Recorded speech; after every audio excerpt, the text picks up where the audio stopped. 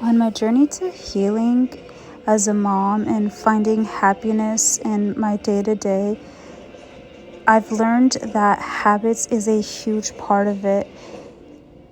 The habits that we create, they are the thing that build our character, they make us who we are. And if we are just filling our days with bad habits, it's actually going to harm us. Like doom scrolling or binging TV, staying inside too long, not cleaning your home. All these bad habits, they actually are harmful to your character. They're harmful to your home because they're negative habits that will have a negative outcome in your life. In this book that I'm reading, Live No Lies, I read about how what we put in, we get out. So if I am spending time putting in good work, healthy work, then what I get out is going to bear good fruit. And I even like to think about this in the context of how I'm speaking to my kids. If I speak to my kids gently or firmly without shouting and being aggressive, then what I get out of it is a kid who trusts, a kid who feels safe enough, and eventually a kid who can model good behavior.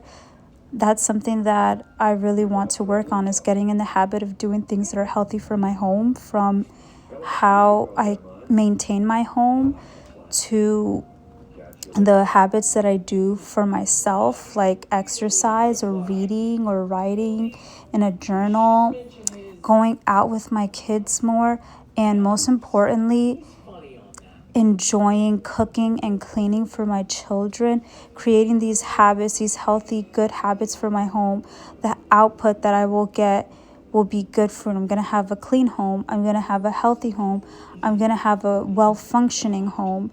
And when it comes to homemaking, this is something that I definitely have to get used to. I live in New York City, and this is such a hustle and bustle culture.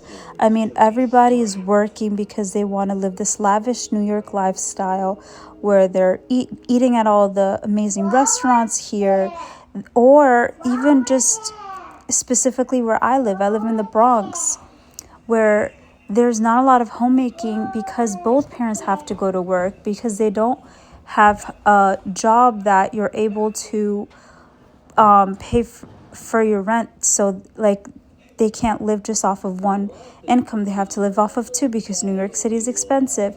And there's also the reality that there's a lot of couples who aren't married. So mothers have no choice but to work because they are the ones who are making the money for their children. But in this journey, I am understanding that what I've been given is a gift. Not everybody has the privilege to get to stay home with their children. But my husband and I, God gave us what we needed to be able to make this happen. And so I need to learn to love this, because one, this is the season that I'm in, but also this is a good thing. I am in charge of my home. I get to be there for my kids. My kids see both of their parents all the time. I remember when my husband and I were both working because, well, we just, we couldn't live off of just his income. And I never got to see my husband. It was split. Like, he would work in the morning and I would work in the evening. And that was hurtful to our family dynamic, because there was not a lot of times where you got to see mom and dad together.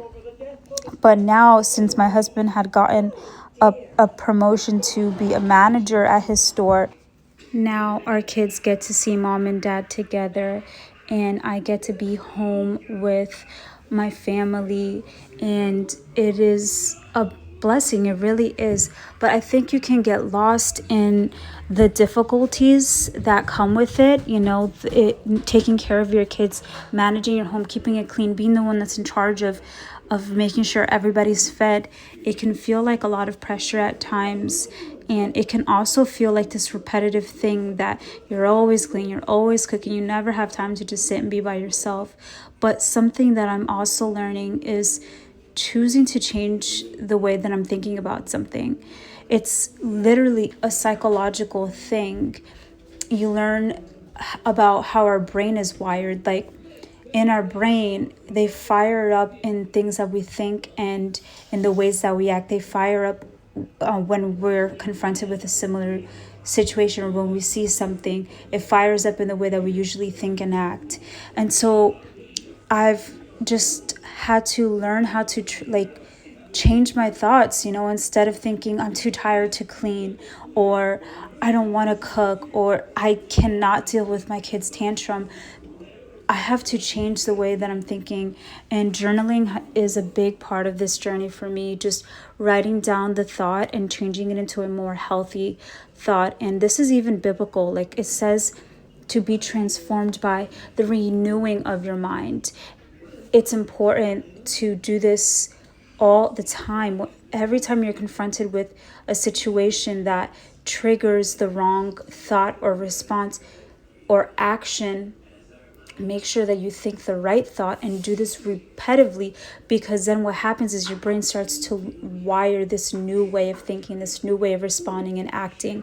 And when you do that, you'll be able to see the fruit. You're going to see your habits change to the healthy ones. You're going to see your mindset be a more healthy one. And that is a major approach that I'm taking with this homemaking lifestyle that I've been given now.